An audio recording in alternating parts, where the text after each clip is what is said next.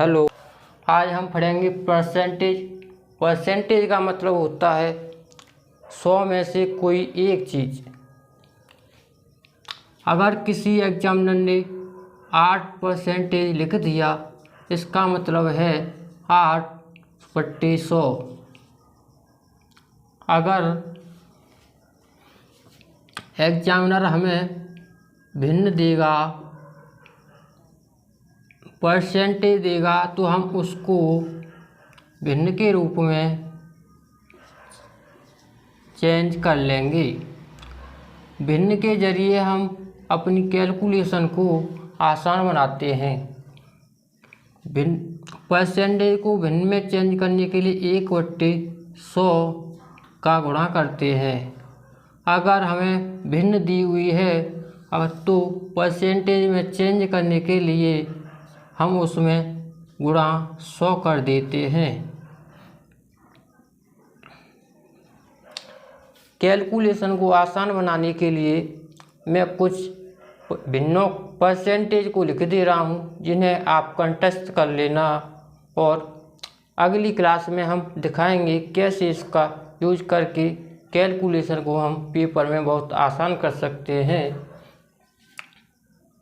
जैसे 100% है तो उसको हम 1 लिखते हैं।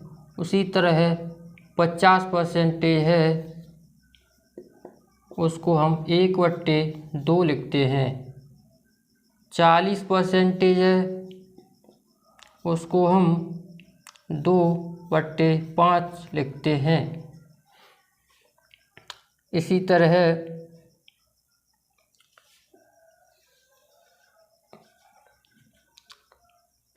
1/, अब हम भिन्न लिख रहे हैं। 1/3 को हम 33/1/3% लिख सकते हैं, और 2/3 भिन्न को हम 66/2/3% लिखते हैं। 1/4 को हम 25% लिखते हैं, और 1/5 को हम 20% लिखते हैं। 1/6 को हम 16/2/3% लिखते हैं। 1/7 को हम 14/2/7 लिखते हैं। इसी तरह आगे भी 1/8 बराबर 12/2/1/4। 12/1/4 1/9 को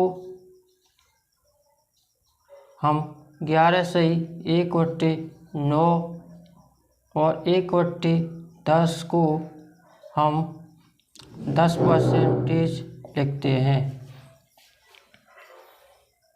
इन्हें याद कर लेना, और इनका यूज कैसे किया जाता है अभी देखते हैं।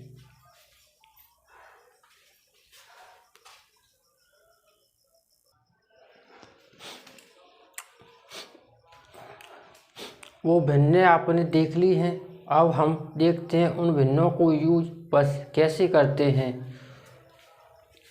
परसेंटेज को याद कर लेना और भिन्नों को कैसे यूज करते हैं।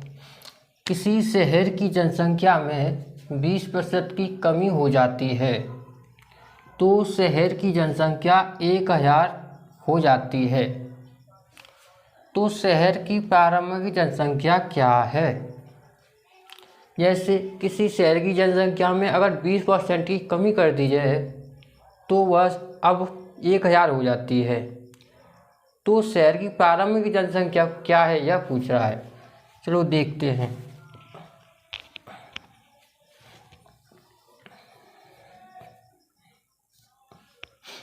20% को हम भिन्न के रूप में लिखते हैं 1/5। अगर कमी बता रहा है सवाल में तो माइनस का चिन्ह लगा लेंगे।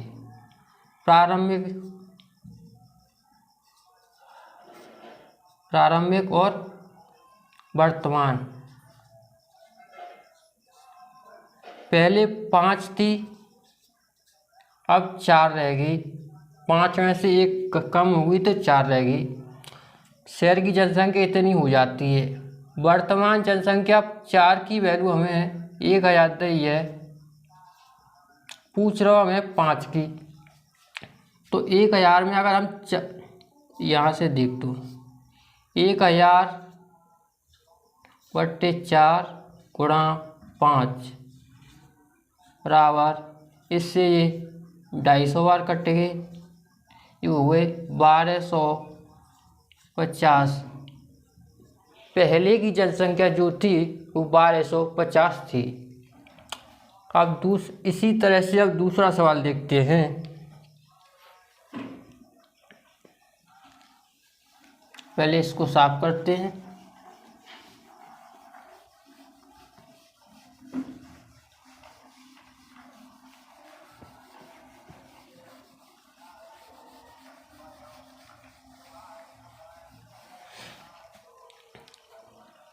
राम की आय श्याम की आय से 25% अधिक है।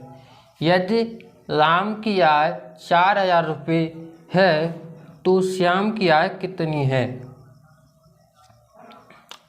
हम जानते हैं 25% को हम भिन्न के रूप में लिखेंगे 1/4। क्या लिखेंगे? 1/4। 1/4 अधिक होती है तो निशान आएगा प्लस। राम की आय और ये श्याम की आय। राम की आय हो गई 4, श्याम की आय से श्याम 4 और राम की आय हो गई 5। 4 और 5, 4 की वैल्यू ये है। राम की आय दी है 4000 रुपये।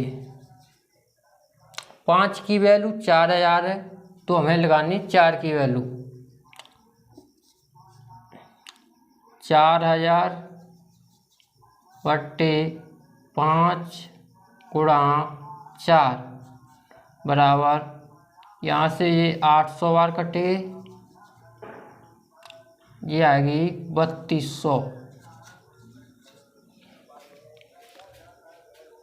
3200 रुपये। अब देखते हैं दूसरा सवाल। जब इसको साफ करते हैं, जिस किसी की समझ में ना आवे वो दोबारा रिपीट करके देख ले।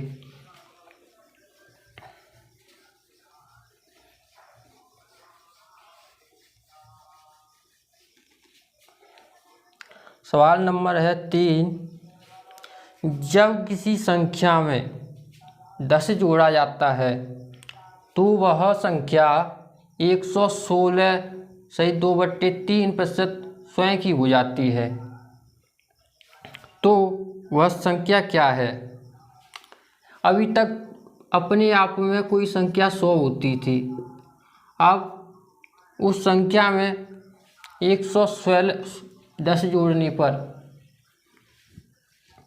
116 सही 2/3%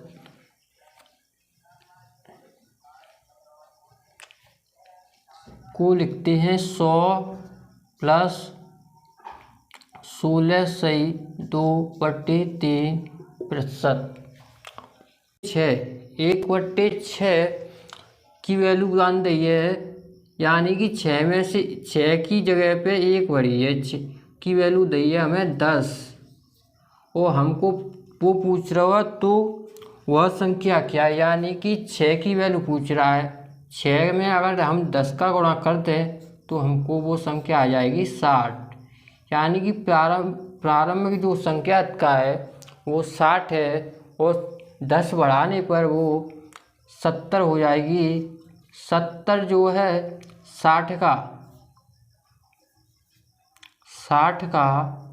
116 से 2/3% होता है। इसलिए ऐसे सवालों को करने के लिए अगर कोई भिन्न 100 से ऊपर दी है तो 100 और उसको छोटी भिन्न के रूप में टुकड़े में बांट लेते हैं और उसको आसान बना के इस तरह से सॉल्व कर लेते हैं। आपको अच्छी लगी हो क्लास तो शेयर करना और मेरे चैनल को सब्सक्राइबर करना और ज़्यादा से ज़्यादा सब्सक्राइब दोस्तों के साथ शेयर करना। आज की क्लास यहीं बंद करते हैं।